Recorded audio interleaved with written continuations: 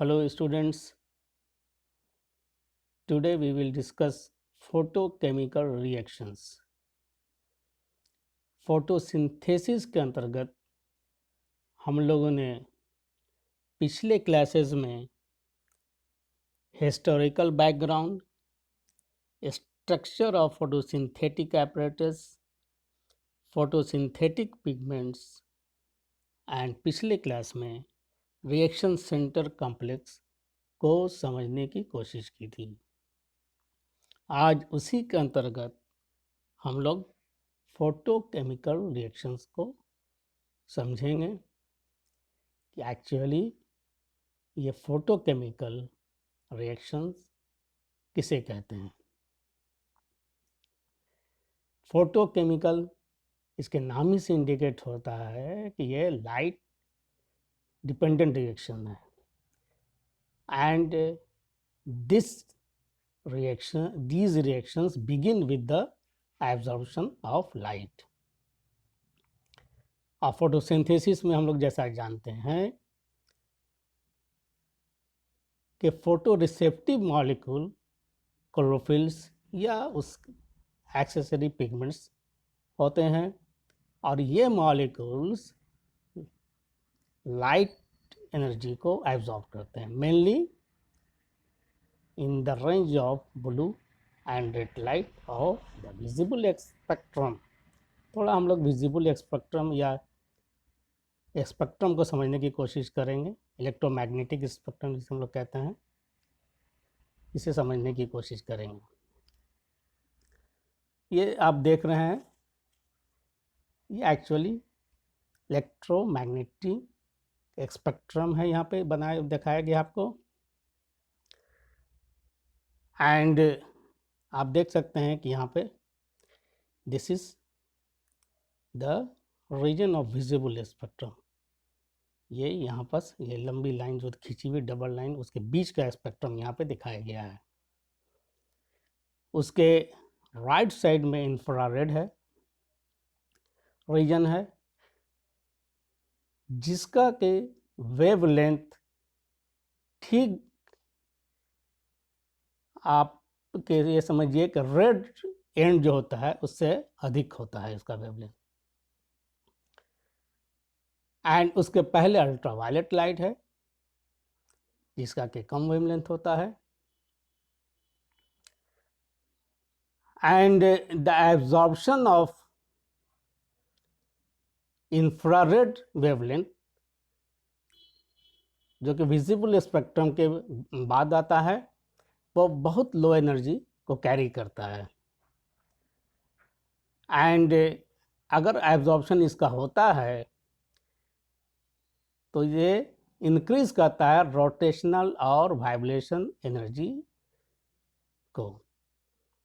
जो भी capturing molecule है अगर है, उसके रोटेशनल और वाइब्रेशनल एनर्जी को इंक्रीज करता है। लेकिन उसके पहले की जो वेवलेंथ ऑफ लाइट है, जैसे एक्सरे है, गामा रेज है, यहाँ पर आप देख सकते हैं एक्सरे एंड गामा रेज, ये कैरी करता है बहुत हाई एनर्जी को कैरी करता है। एनर्जी का भी यहाँ पर दिया हुआ है, जैसे इधर बढ़िएगा इंक्रीजिंग एनर्जी है, इधर आप जाइएगा तो एनर्जी लेवल कम होता जाता है। तो ये बहुत हाई एनर्जी को कैरी करता है।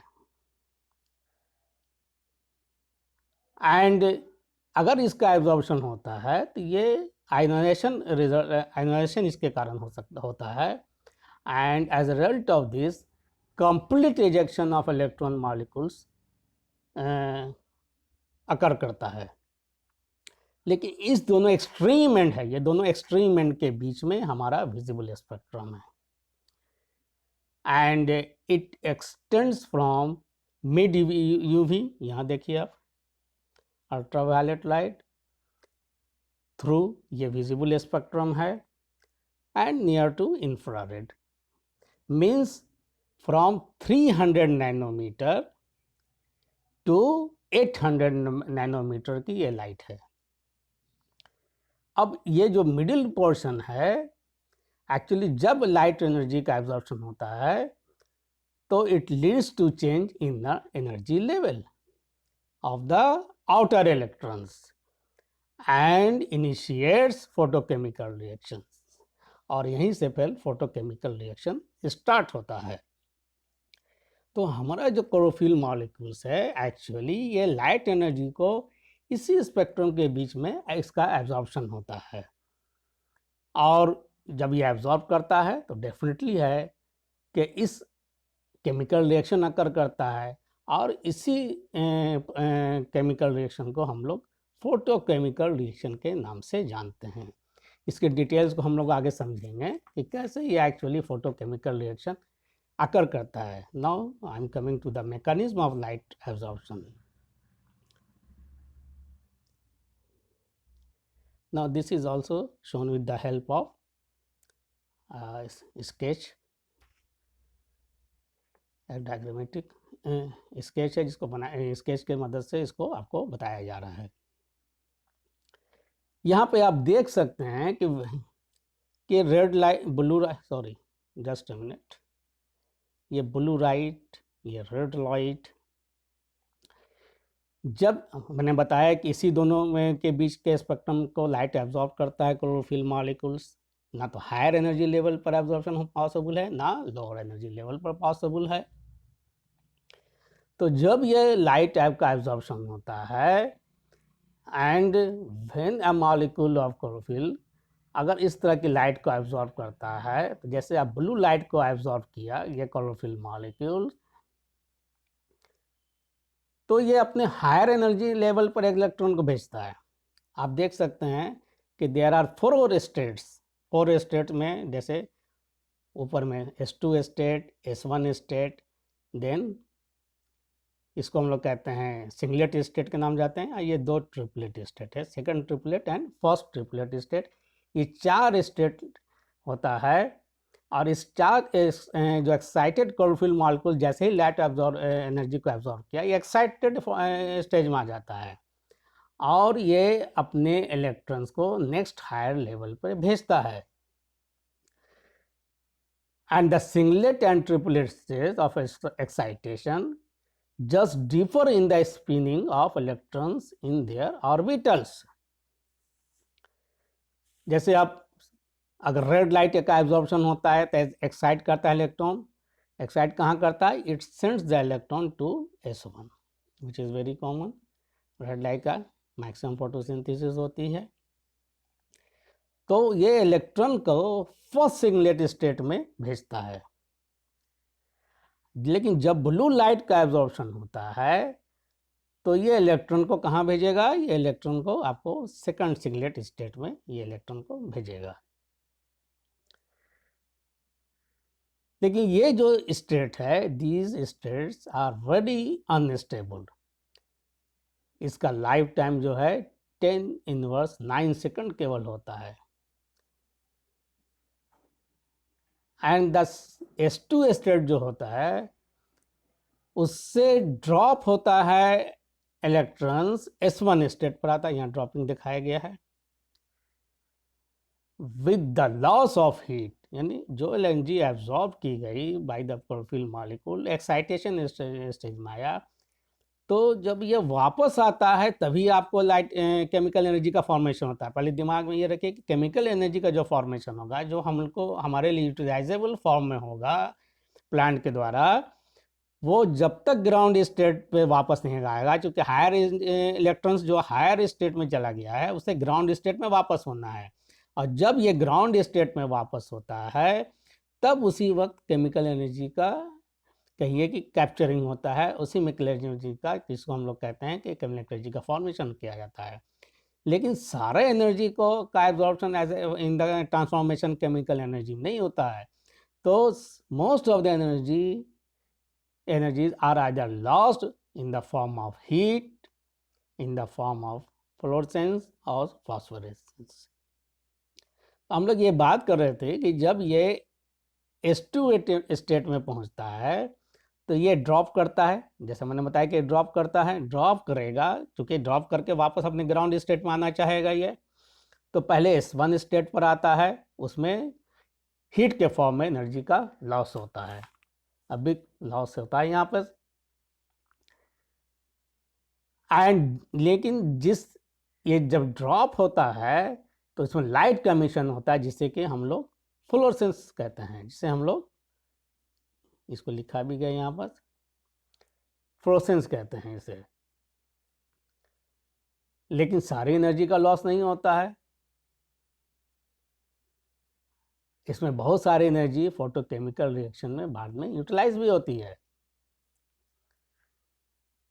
और ये जो फर्स्ट ट्रिपलेट और सेकंड ट्रिपलेट आप जो देख रहे हैं, जैसे यहाँ पर it is shown here, actually यहाँ से जब इलेक्ट्रॉन नीचे की तरफ आता है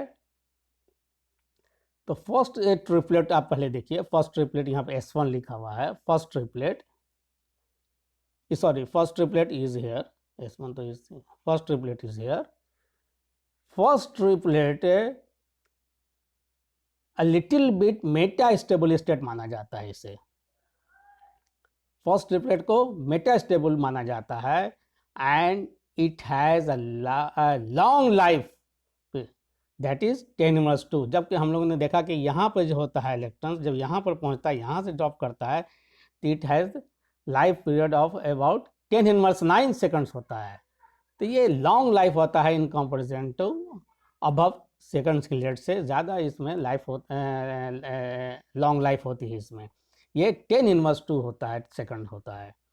एंड ट्रिपलेट स्टेट इलेक्ट्रॉन्स में also return to ground level, जिस तरह से ऊपर से नीचे आता है, फर्स्ट सिंगलेट से आता है तो फर्स्ट ये सेकंड ट्रिपलेट स्टेट से भी वापस इलेक्ट्रॉन नीचे की तरफ आता है। एंड इन द प्रोसेस यहाँ भी इमिशन ऑफ लाइट होता है, and this delayed emission of light is called phosphorescence. Yes, इसको फॉस्फोरेसेंस कहते हैं। तो यहाँ पास हीट के द्वारा लॉस होता है एनर्जी का, एंड जब ये जब ये फर्स्ट ट्रिपलेट से नीचे भी ले आता है इलेक्ट्रॉन्स, उसके सेकंड ट्रिपलेट से भी आता है। ये देखिए इंटर कन्वर्शन भी यहाँ पर होता है फर्स्ट ट्रिपलेट सेकंड ट्रिपलेट में। तो ये अपरेंट हो जाता है, ये क्लियर है कि हीट के फॉर्म में एनर्जी का लॉस होता है,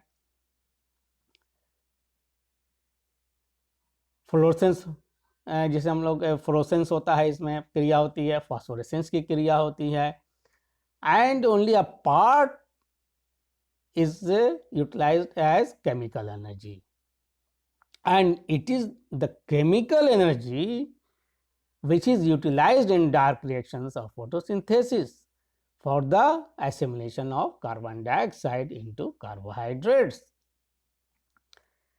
And this conversion of light energy into chemical energy takes place in specialized photosynthetic units, जिसे कि हम लोग फोटो सिस्टम्स के नाम के जानते हैं। एंड जैसे जानते हैं there are two types of photo systems, photo system 1 and photo system 2। इसको हम लोग डिटेल्स में आगे पढ़ेंगे जब हम लोग लाइट रिएक्शन को डिटेल्स में स्टडी करेंगे अंडर द फोटो फॉस्फोरिलेशन। आपको अलग से भी, चूँकि आपके जो सब हेडिंग्स फोटोसिंथेसिस के अंदर दिया हुआ है उसको हम लोग 1 by 1 पढ़ रहे हैं। तो नेक्स्ट टाइम जब हम लोग पढ़ेंगे फोटो फॉस्फोरिलेशन, उसके अंदर डिस्कस करेंगे कि how photo system 1 and photo system work. लेकिन एक चीज़ यहाँ पर जानने की ज़रूरत है कि in each unit there are about 200 to 300 chlorophyll molecules and 50 carotenoid molecules. जो लाइट एनर्जी का एब्जॉर्प्शन होता है क्लोरोफिल मॉलिक्यूल्स में, तो एक यूनिट में फोटोन ऑफ लाइट जो एब्जॉर्ब किया जाता है वो एक्चुअली कंप्राइज करता है लगभग 300 chlorophyll molecules and 50 carotenoid molecules, जिससे कि हम लोगों ने पिछली बार फोटोसिंथेटिक पिगमेंट्स में डिस्कस भी किया था और चर्चा भी की थी उस पर कि व्हाट इज फोटोसिंथेटिक पिगमेंट्स। लेकिन जब ये सारे क्लोरोफिल मॉलिक्यूल्स अपने जो भी एनर्जी को एब्जॉर्ब करता है वो ट्रांसफ़र करता है, कहाँ पे करता है, एक रिएक्शन सेंटर में ट्रांसफ़र करता है। ये भी हम लोग पिछली बार हम लोग ने डिस्कस किया था। And this site is called photo chemical reaction centre. इसको अलग से हम लोगों ने इसको पिछली बार समझा था। and now it has been established that the components of light reaction such as cytochrome F, P700 and ferredoxin are present in chloroplast at about 1 molecule each for 300 molecules of chlorophyll molecule. ये 300 chlorophyll molecule में के साथ साथ जो reaction centre उनका price करता है cytochrome F, P700 and ferredoxin, और ये सारी चीज़ मिलकर आपको फॉर्मेशन करता है जिसे कि हम लोग कहते हैं फोटोसिंथेटिक रिएक्शन, फोटोकेमिकल रिएक्शंस को इन्वॉल्व करता है, और ये सारा सिस्टम मिलकर ही हार्वेस्ट ऑफ लाइट एनर्जी में काम करता है। And that together electron transport का चेन का फॉर्मेशन होता है, and they are able to harvest light energy which leads into the evolution of oxygen and the reduction of NADP। हम इसे भी देखेंगे कि ये कैसे होता है, ये प्रोसेस भी कैसे अकर करता है। इसको आप देख लीजिए, जो मैंने बताया है वो राइट अप है, यहाँ पर लिखा हुआ है आपके सामने। नाउ द मैकेनिज्म, क्या मैकेनिज्म है एक्चुअली फोटोकेमिकल रिएक्शन का, क्योंकि ये आपको अलग से समझना है, पढ़ना है, इसलिए हमने इसे डिटेल्स में आपके सामने रखा है। नाउ द फर्स्ट स्टेप जो होता है excitation of an electron of chlorophyll by a photon of light. इसको भी आप यहाँ से इससे चित्र के माध्यम से समझ सकते हैं। आप ये देखिए कि ये this is the electrons inner orbit में है क्लोरोफिल मॉलिक्यूल्स, ठीक है, ओके। ये ग्राउंड स्टेट में होता है, ग्राउंड स्टेट में होता है, ये लो एनर्जी लेवल पर है। जब ये फोटोन ऑफ लाइट को एब्जॉर्ब करता है तो ये एक्साइट हो जाता है, वो हाई एनर्जी में अपने इलेक्ट्रॉन्स को सेंड करता है, भेजता है। एंड जब ये वापस आता है, ये देखिए रिटर्न होता है फिर अगेन ग्राउंड स्टेट में, क्योंकि ये ग्राउंड स्टेट ही इसका स्टेबल स्टेट है। और जब भी ये हायर एनर्जी लेवल पर जाता है तो इट इज़ वेरी अनस्टेबल, जैसे कि बताया कि कुछ सेकंड्स ही वहाँ पर रहता है, फिर वापस ग्राउंड स्टेट में आता है। और जब ये ग्राउंड स्टेट में वापस आता है इलेक्ट्रॉन्स, तो एनर्जी ट्रैप होती है, एंड एनर्जी जो ट्रैप होती है, तो जैसे मैंने बताया कि केमिकल के फॉर्म एनर्जी के फॉर्म में ट्रैप होती है in the form of ATP, यहाँ पर लिखा हुआ भी है। And a major part of this energy is lost in the form of heat as well as light, जिसे कि हम लोग कहते हैं fluorescence. But some amount of energy is transformed into chemical energy which is in the form of ATP। लेकिन जब ये वापस ग्राउंड स्टेट में आता है इलेक्ट्रॉन्स फ्रॉम हायर एनर्जी, तो अपने ग्राउंड स्टेट या स्टेबल स्टेट में जब वापस आता है ये इलेक्ट्रॉन्स,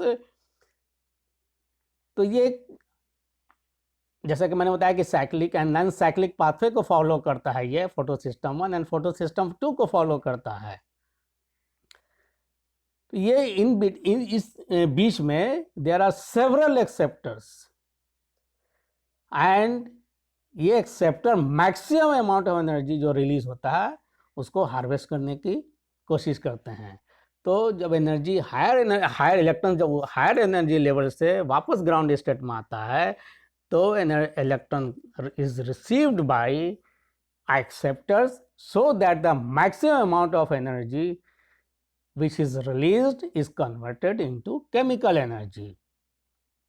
एंड ये दो method cyclic and non cyclic pathway होता है, जिसे हम लोग भी नेक्स्ट टाइम इसको डिस्कस करेंगे जब फोटोफॉस्फोरिलेशन के टॉपिक को हम लोग समझेंगे। This is one aspect, sorry, and another one is that is photolysis of water. जो एनर्जी ट्रैप होती है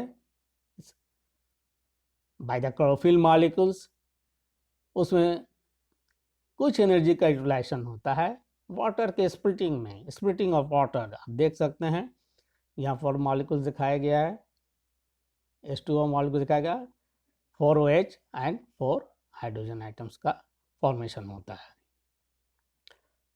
नाउ रीअरेंजमेंट जो होता है OH का, ये एक्चुअली इसमें ऑक्सीजन का इवोल्यूशन होता है। Oxygen is evolved from water, water से ऑक्सीजन का इवोल्यूशन होता है। अब ये आपको NADPH का रिड्यूसिंग फैक्टर्स का फॉर्मेशन भी होना है। तो ये जो हाइड्रोजन आइटम जो फॉर्मेशन हुआ यहाँ पर, ये हाइड्रोजन आइटम आप यहाँ देखिए NADP के साथ कंबाइन करके NADPH फॉर्म करता है। डायपोल इलेक्ट्रॉन्स कैरी होता है with the help of electron carrier, जिसे हम लोग कहते हैं। So the product of photochemical reaction क्या होता है हमारा, ATP energy rich compound and NADPH2 जिसे हम लोग कहते हैं, या NADPH+H+। और ये जो रिड्यूसिंग फैक्टर और हाई एनर्जी कंपाउंड ATP होता है, both this product of light reaction are utilized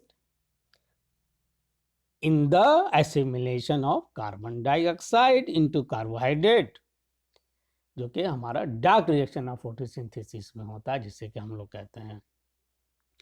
so this is all about photochemical reactions, कैसे लाइट ड्रिवन रिएक्शन होता है और कैसे केमिकल एनर्जी का फॉर्मेशन होता है, और उस केमिकल एनर्जी का फॉर्मेशन फिर यूटिलाइज होता है आपके एसिमिलेशन ऑफ कार्बन डाइऑक्साइड या फिक्सेशन ऑफ कार्बन।